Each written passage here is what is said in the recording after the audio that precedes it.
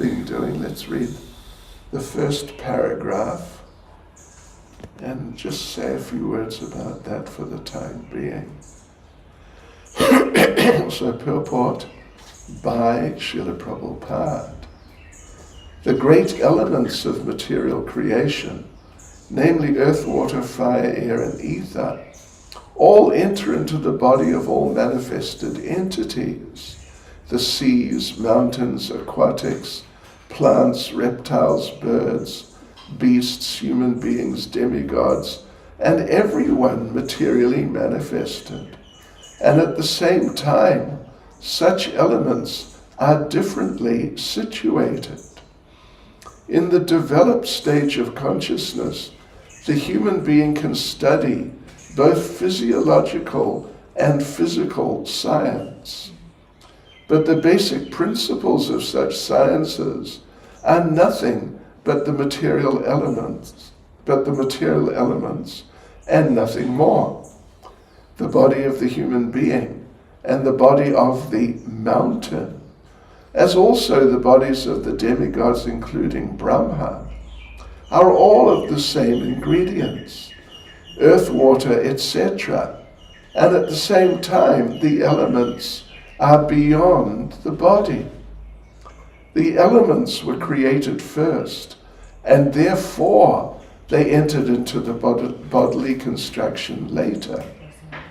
But in both circumstances, they entered the cosmos and also did not enter. Similarly, the Supreme Personality of Godhead, by his different energies, namely the internal and external, is within everything in the manifested cosmos, and at the same time he's outside of everything, situated in the kingdom of God, Vaikuntha Loka, as described before. This is very nicely stated in the Brahma Samhita as follows, verse 37. Ananda Chinmaya Rasa Pratibhavitabis Tabirya Eva Nija Rupataya Kalabi Go Loka Eva Nivasat Yakilatma Bhuto Govindam Adi Purusham Tamaham Bhajami. I worship the personality of Godhead, Govinda, who, by expansion of his internal potency of transcendental existence, knowledge, and bliss, enjoys in his own and expanded forms.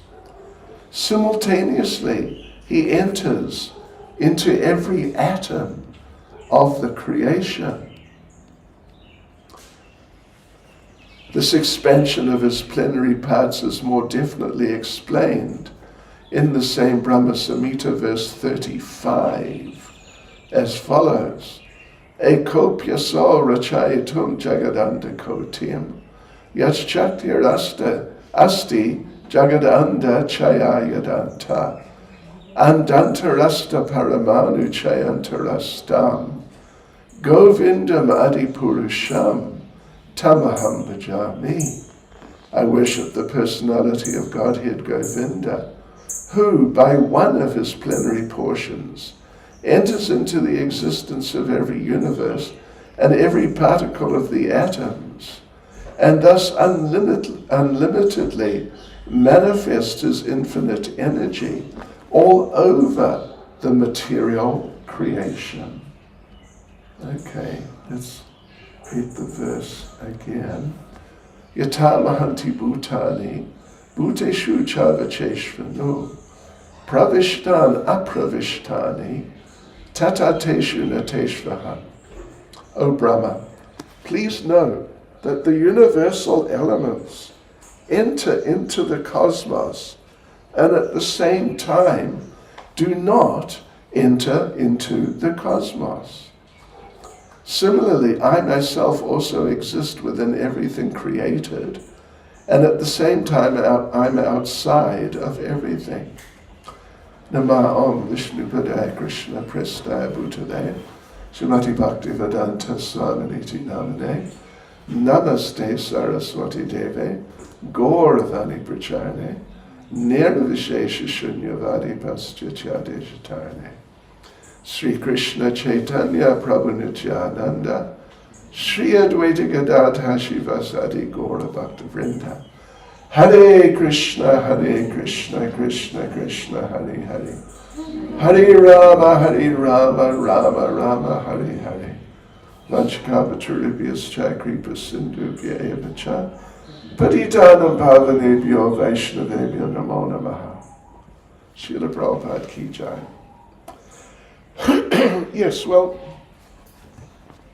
in Bhagavad Gita, there's an interesting little passage in, the beginning of the 9th chapter, I think it's around there, where Lord Krishna basically says something very similar, that I'm within everything, but everything is not within me, words to that type of effect. And according to Srila Vishwanath Chakravarti Thakur, Arjuna says, "My Lord, I think you've become a little confused.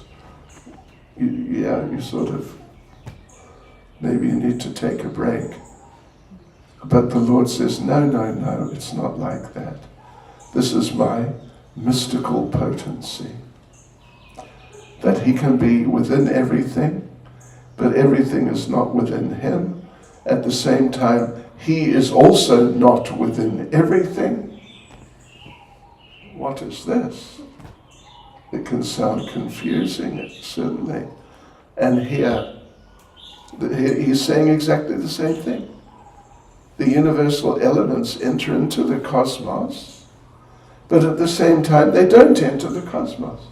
How could it be? You would say, isn't it? It has to be one or the other. Either they enter in or they don't enter in, but they can't enter in and not enter in. It makes no sense in just a simple material sense. Yeah. But the point is, and that's the elements, but then he goes on to say that I also exist within everything, but at the same time I'm outside of everything. I'm within everything, but I'm not within everything. Same idea. So what is the point? The point is not that difficult, actually. The point is that in terms of the elements, particularly earth, water, fire, air, and ether, and also including mind, intelligence, and ego, there are reservoirs of these things. Like, I think you can understand that water, we're using water every day, and the water comes from the reservoir. And it comes through the pipes into our house. But you can't say the reservoir has entered the house. The reservoir is elsewhere. So similarly here, the material elements, there are reservoirs. There's a reservoir of earth, reservoir of water, fire, all these things. There's reservoirs of all these things. And when the material creation is created, is manifested, then from the reservoirs of all these elements, distribution is done into each universe, a certain amount of earth, and then water, etc., etc.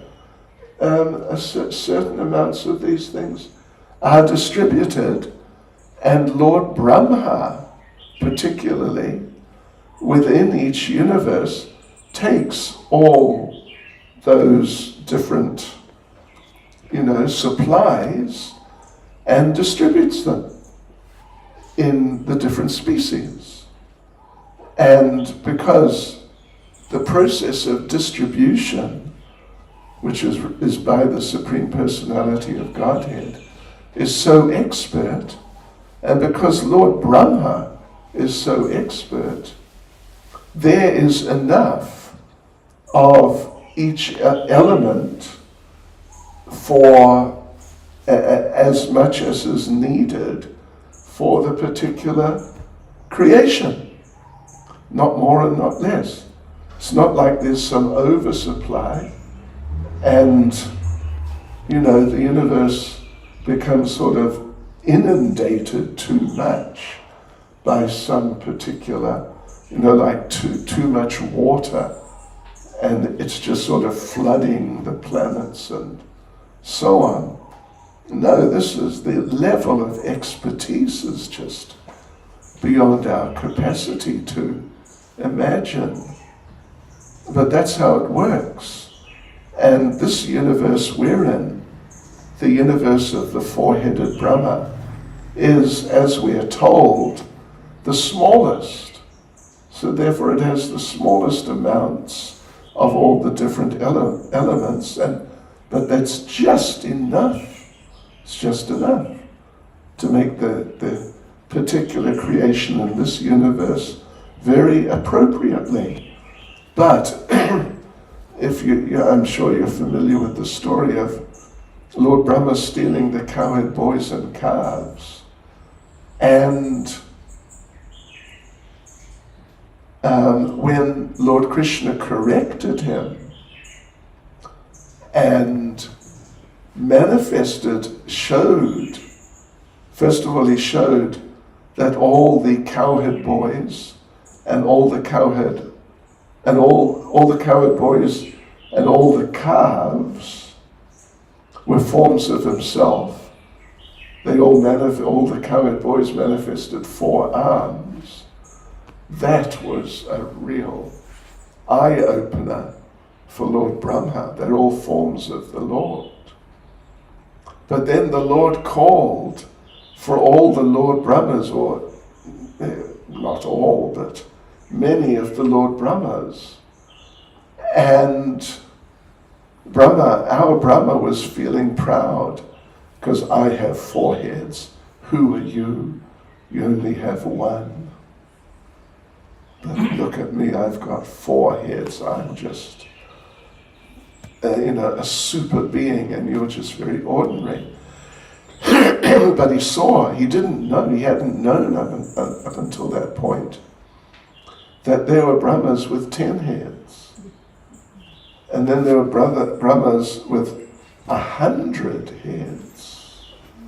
All the numbers of heads are related to the dimensions of the universe.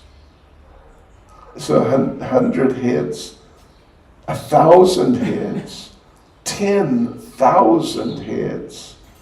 And we'd have to check, I forget exactly, but I think it went up even maybe to the level of millions of heads.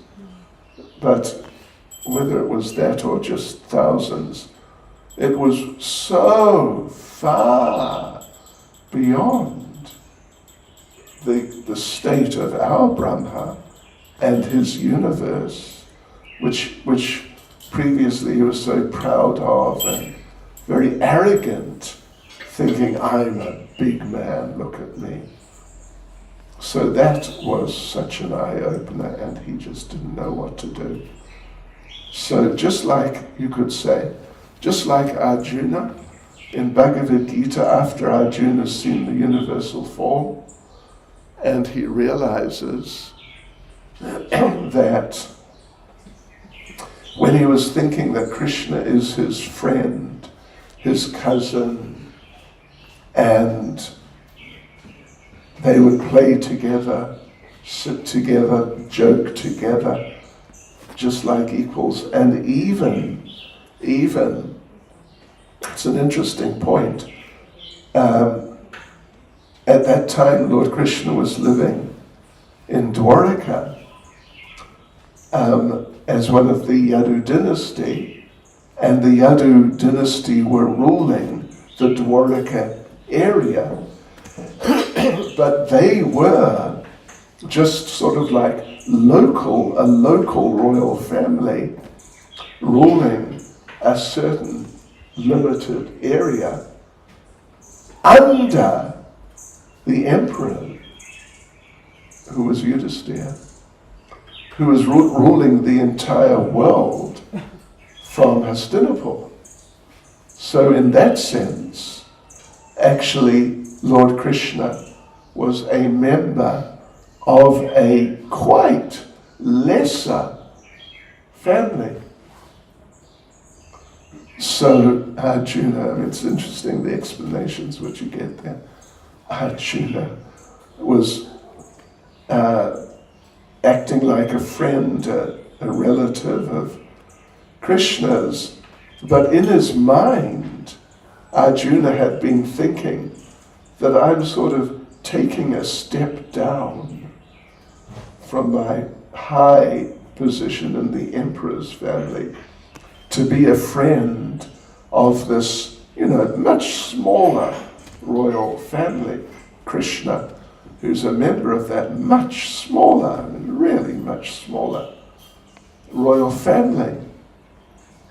So I'm kind of doing him a favor by acting as if we're equals and sitting together and joking together and eating together and all that.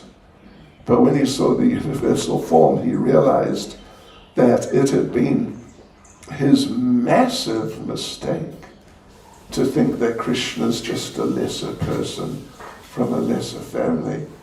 Actually, Krishna's just on another scale of existence altogether and way beyond Arjuna's capacity to even understand, let alone, measure and really sort of come to grips with and even control or try to control.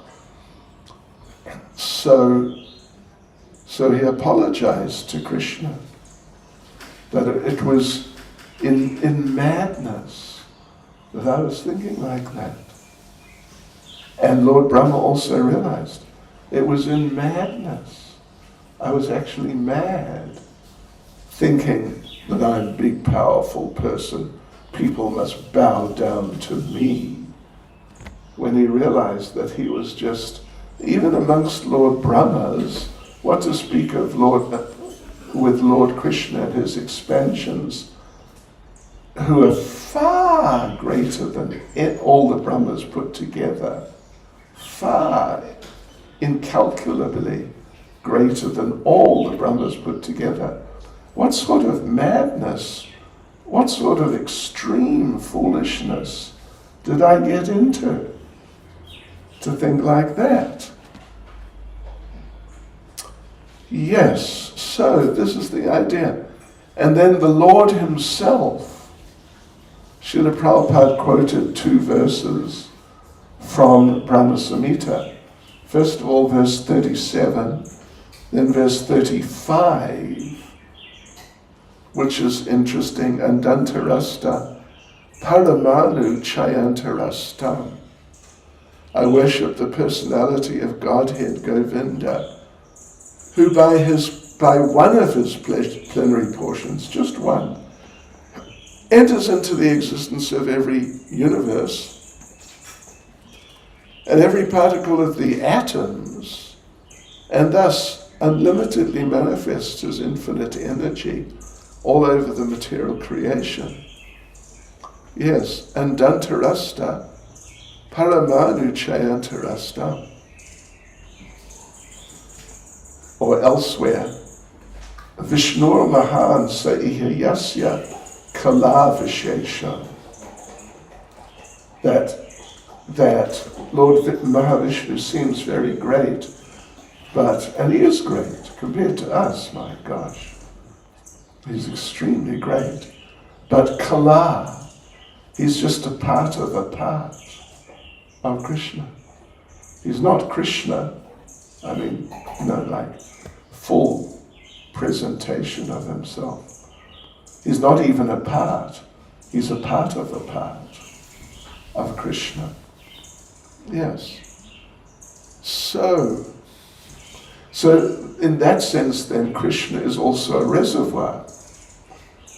And he himself, he's in Goloka Vrindavan as the reservoir And then as from the reservoir, he distributes himself. As, for example, different incarnations.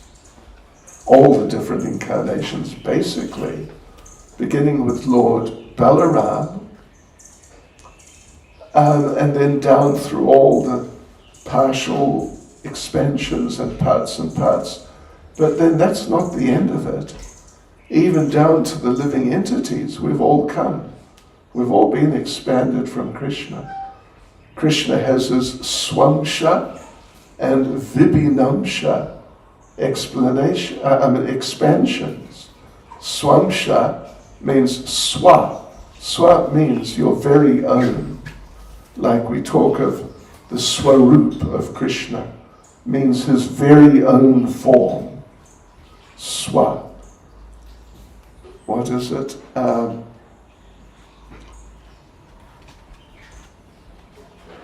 1:328. Krishna's Edichansa Kalapumsam. Krishnastu Bhagavan Swayam. Swayam. He is the very one himself, the very Bhagavan.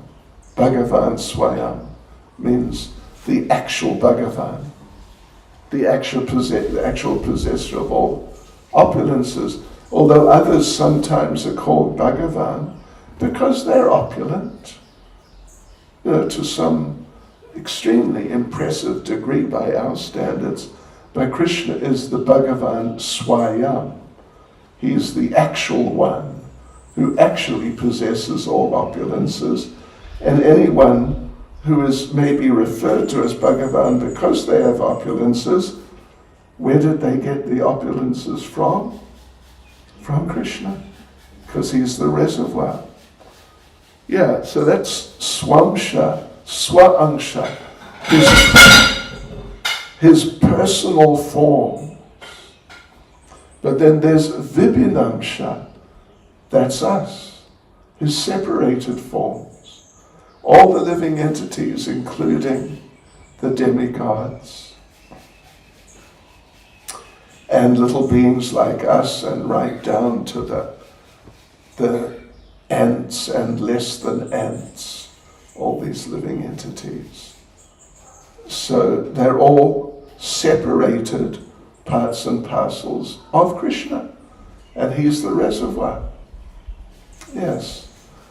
So therefore, in that sense, as the verse says, verse 35, the universal elements enter into the cosmos, and at the same time they don't enter into the cosmos. Yeah. And I myself also exist within everything created, but at the same time, I'm outside of everything. In the same time, I don't enter. Because as the reservoir in Goloka, I'm there. That's me, and I'm doing my activities there. But at the same time, I've expanded. So that's the basic idea in this verse. And as usual, with these verses, Srila Prabhupada gives, it's maybe slightly less extensive purport, but it's a very extensive purport actually, on this theme, because it's extremely important for us to understand these points correctly. Otherwise, we end up in some sort of confusion. There are many possible types of confusion. It's not just that there's one type of confusion. You can get confused in so many interesting and exciting and rather crazy ways. Yes. But by understanding these things clearly, then we won't get sort of lulled, you could say, or just, we won't become confused, but we'll understand things, at least in a simple sense, as far as we're able. We'll be able to understand these things nicely, and that will help us in our Krishna consciousness so much. More than just help, it'll provide a solid foundation for our Krishna consciousness. Hare Krishna. Srila Prabhupada Ki Jai. Any comments or questions? Or words of wisdom? Or anything? But it's not related to the verse. Okay, not related to the verse. Okay, go ahead. Every child comes with his own karma. Every child comes with his own karma. How do we parents? How do we as parents? How do we as parents? By our actions. By our can actions. do wrong or right for them. Do wrong or right for them? Well, if parents are sort of selfish, that they're my children, our children, and we will bring them up as we want, then, they'll at least tend to overlook the nature that the child is born with on the basis of the child's karma, and try to make the child into something or someone that he or she is not really, what would you say, sort of structured for. Yes. And so the child is very likely to be unsuccessful, to become this different type of person they want the child to become. So the child will be disappointed, and the parents will be disappointed. So really, the parents should try to, it's deep, but they should definitely try to understand the character that the child is born with, because it's a whole personality with different tendencies, attractions, aversions. Not all children are equal. They're not all just blank slates. You can just sort of condition or, the way you want. To some degree you can, of course, but only to some degree. So therefore it's very important that the parents try to understand the child and help the child to develop as the type of person that the child is already, but also, because there's a degree of flexibility, try to also enhance. So the child becomes, so the child develops positively, but on the basis of what the child kind of naturally is. You get the idea? There's the caste system in India still, not as much as it used to be, but it's there. And we see that, particularly like with the Brahmin community, the massive failure, and the Kshatriyas also, but in the Brahmin community, what a massive failure, that there's so many people who are very proud of supposedly being Brahmins, but you look at what they actually are, and they've got nothing to do with being Brahmins at all. Maybe they're businessmen, maybe they're Kshatriyas, maybe they're just plain Sudras, and that's what they actually are. But still, there's this tendency to feel that I'm important because of being born as a Brahmin. I'm sure I've mentioned here before, but some time ago, how I sort of, not exactly, you could say I know, but I have had experience with one taxi driver in Vrindavan who was from a Brahmin family, and he has a Brahmin thread. But he's a taxi driver. That's what he is. And he drove us one time to Karoli and then to Jaipur. Yeah, I may be back again, I forget, but at least he drove us two. And first of all, Karoli to see Madan Mohan, and then like a sort of a shortcut across to the road to Jaipur rather than going back to the main road to Jaipur, just a shortcut across country. So we're following the map, and we came to a crossroad, and there were signs in Hindi only, pointing in the road diverged in two directions. And we needed to go to Gangapur, which is on the main road, and it's a large town.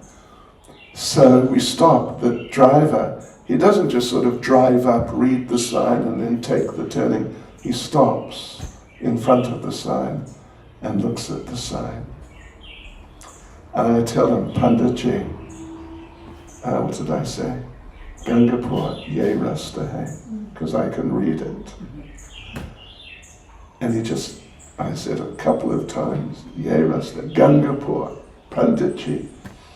But he didn't believe me, so he got out and asked some passerby who told him, yeah, it's that way. And then I understood Panditji was illiterate. Yeah, in his own language, just in what to speak of Sanskrit, just in Hindi. And yet it's amazing to be illiterate. It's really not difficult to learn the alphabet of a language. It's not difficult. It's got to do a bit of memorizing. And in a few days or just a couple of weeks, you can memorize the alphabet. It's not that much, but he never did it. Couldn't read. But he's Panditji, the taxi driver. So in fact he's a Sudra. I asked him, "Aap Brahmin hai?" And he pulled out his thread, and it was black. Hadn't changed it probably for a few years. Yes, so if his parents had actually, he was a Sudra. Anyway, he was a Sudra. But he was still attached to the idea he's Panditji. And he's still there in Vrindavan, driving taxis. Is that okay? So, we should help of astrology to understand the karma?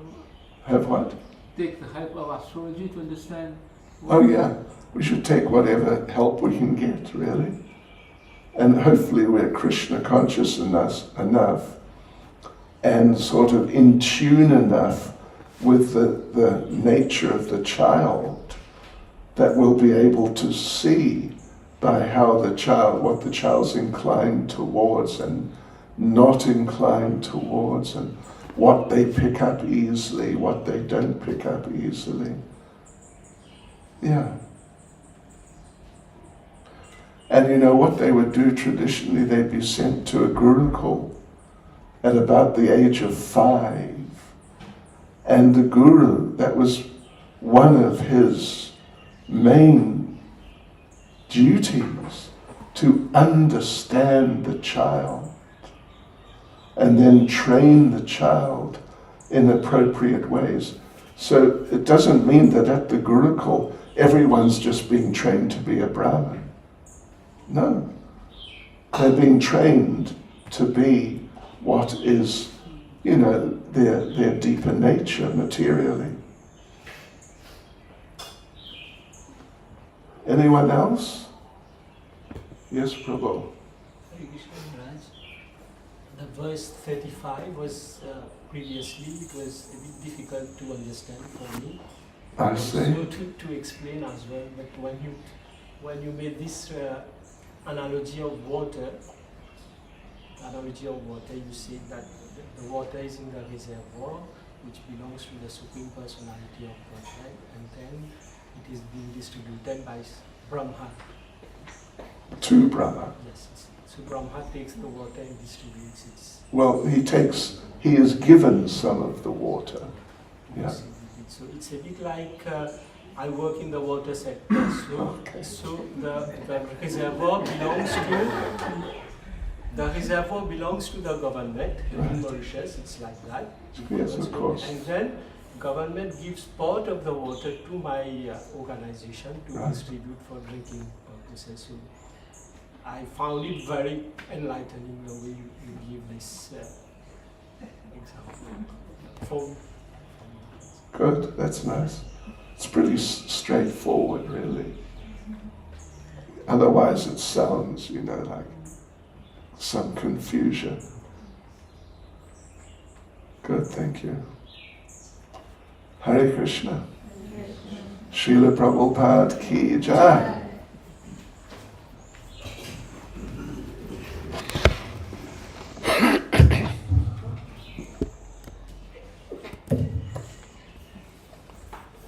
And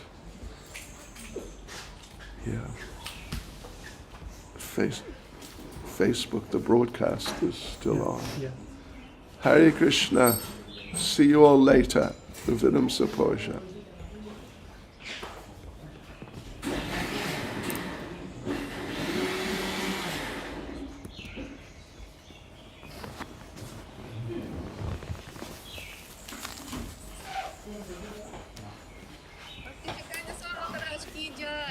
Спасибо большое, Дудар.